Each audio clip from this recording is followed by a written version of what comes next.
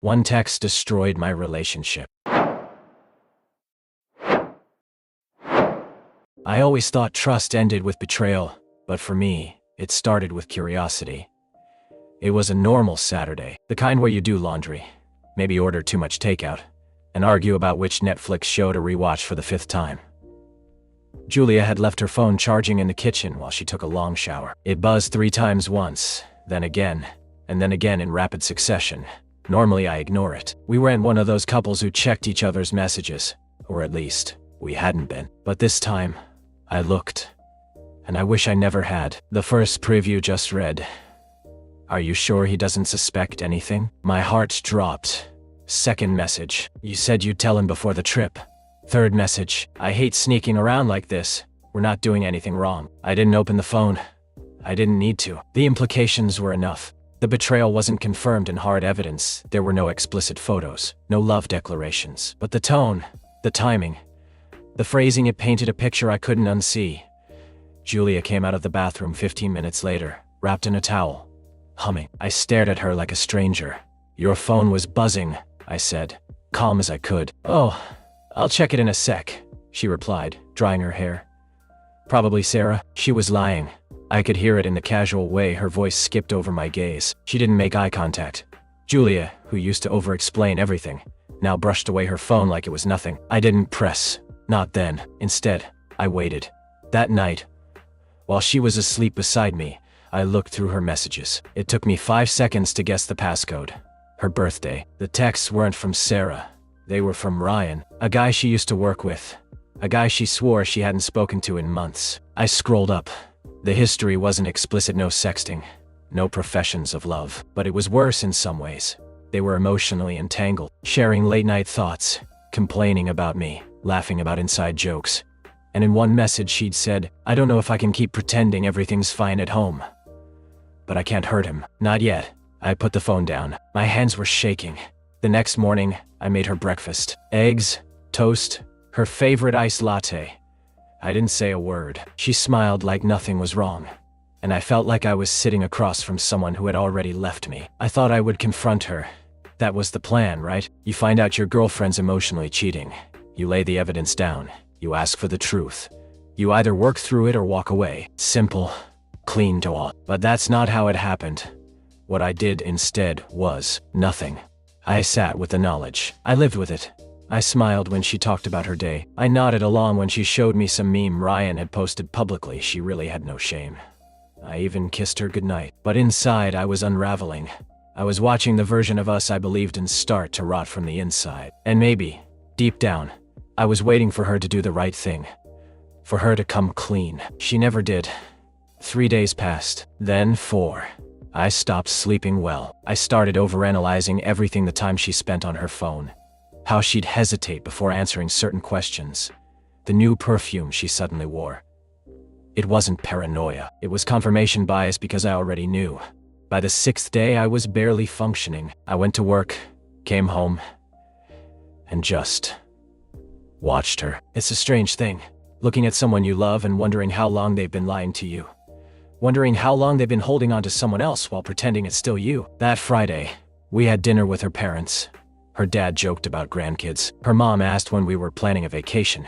Julia squeezed my hand under the table and said, "Soon." I nearly laughed.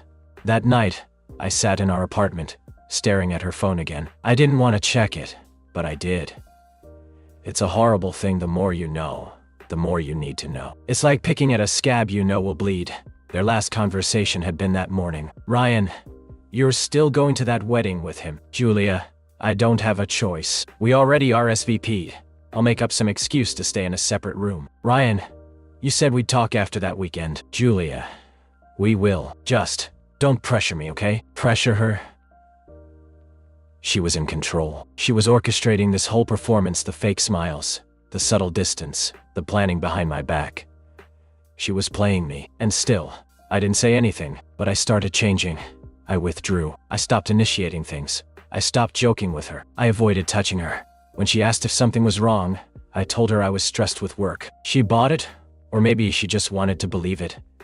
People see what they want to see. The weekend of the wedding finally came. It was one of her old college friends. I barely knew the guy, but we'd agreed months ago to go as a couple. Back then, we were different people. Back then, I thought we were solid. We drove 2 hours upstate to this little lake resort. She was quieter than usual. I think she noticed the shift in me, how I didn't compliment her dress, how I didn't reach for her hand when we walked into the venue. During the reception, while everyone was dancing, she finally asked, "You're distant," she said. "What's going on?" I stared at her for a long time. I don't want to talk about it here. Talk about what, though? And for a moment, just a moment, I thought, tell her, right now. Rip it out of her hands. Say you know about Ryan. But I didn't. Instead, I said, "I'm just tired." She looked disappointed, but she nodded. That night, we stayed in the same room, but she slept facing away from me. I barely slept at all. The next morning, she got up early to grab coffee from the lobby. While she was gone, her phone buzzed. I didn't look. I just stared at it like it was a ticking bomb. When she came back, I said, "I think I need some space." She froze, cup halfway to her mouth. "What? I don't know what's going on with us anymore, but it doesn't feel right. I need time to figure out what I want." She set the cup down. "Where is this coming from?" And that was it. That was the opening. I looked her in the eye and said, "Ryan." Her mouth opened slightly. The blood drained from her face. I continued. I saw the texts. All of them. Silence. Not even denial. Just pure, raw guilt. The silence in the room felt like a chasm had opened beneath us. Julia's eyes welled up, but she didn't speak. For a moment, I thought she might say nothing at all. Then, finally, she whispered, "I never wanted to hurt you." I scoffed because those words felt cheap, like the last thing a person says before everything falls apart. "You didn't want to hurt me? Then why?" She looked down, playing with the hem of her sweater. "It started a few months ago after we started having problems. You were so busy with work, and I felt alone. Ryan was just someone who listened. Just someone who listened," I said, voice shaking. "You spent hours texting him. You lied to me about it. You planned to tell me, but you never did. You made me live a lie." Tears ran down her cheeks. I was scared. I knew if I told you, it would break us. "Did you ever think about how it was breaking me?" I snapped. She looked up, eyes filled with sorrow. I was confused. I didn't know what I wanted. I thought maybe I could fix things with you, but I was wrong. I sat down, exhausted. My mind was a whirlwind: anger, heartbreak, confusion.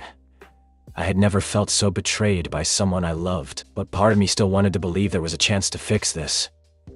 "Why didn't you just talk to me?" I asked quietly. Julia shrugged. "I didn't know how. You shut me out. You were distant long before I met Ryan." That hit me hard. Maybe she was right.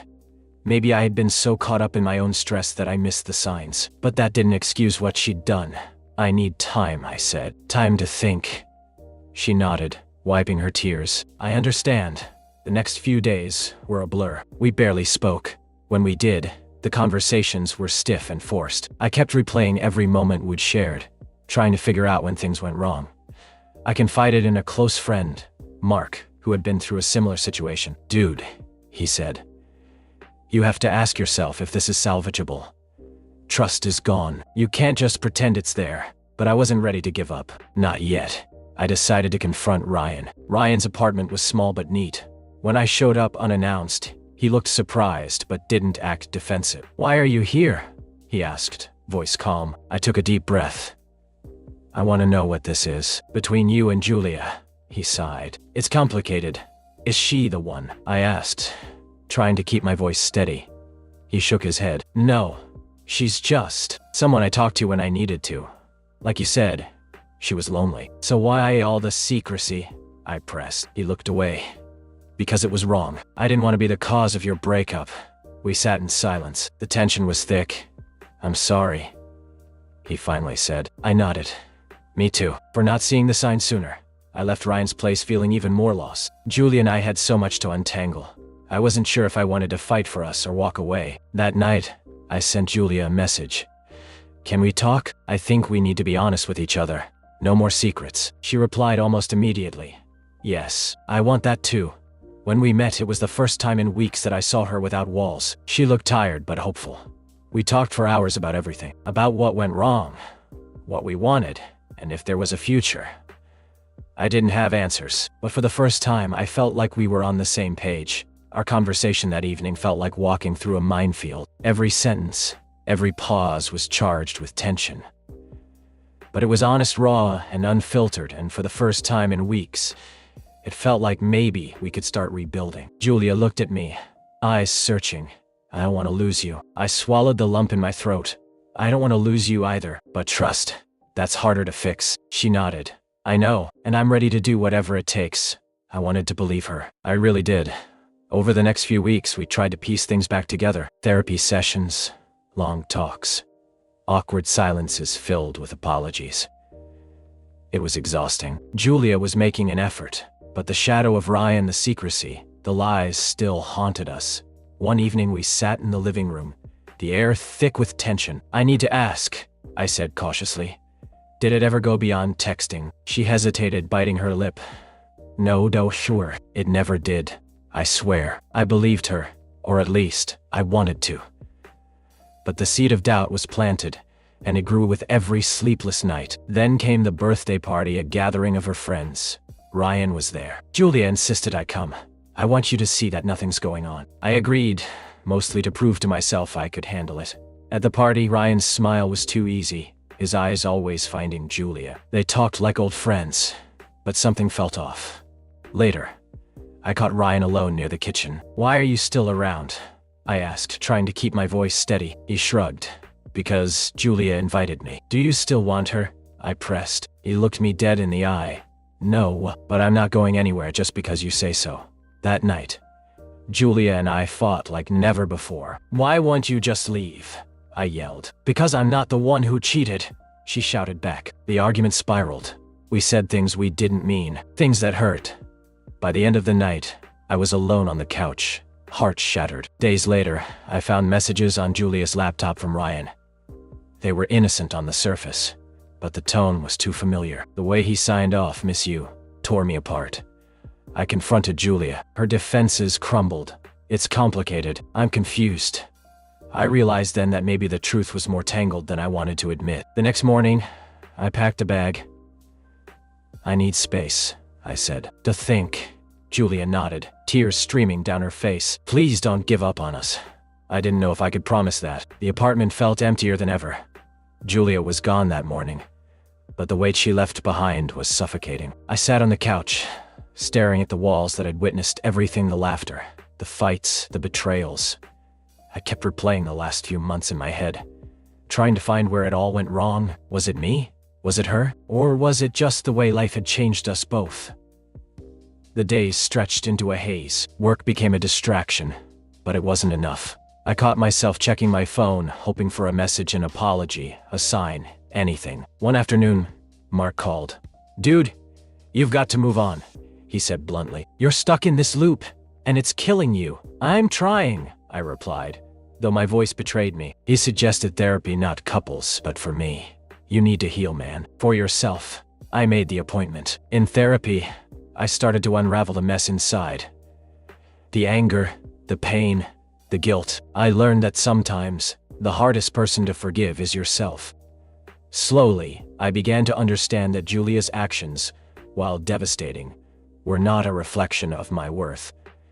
And that maybe, just maybe, there was a way to let go. Meanwhile, Julia reached out. I'm sorry, she wrote, for everything. I'm working on myself.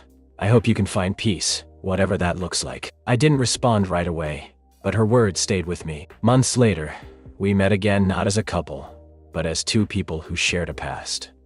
We talked, really talked, for the first time without anger or blame. I hope you find happiness, she said softly.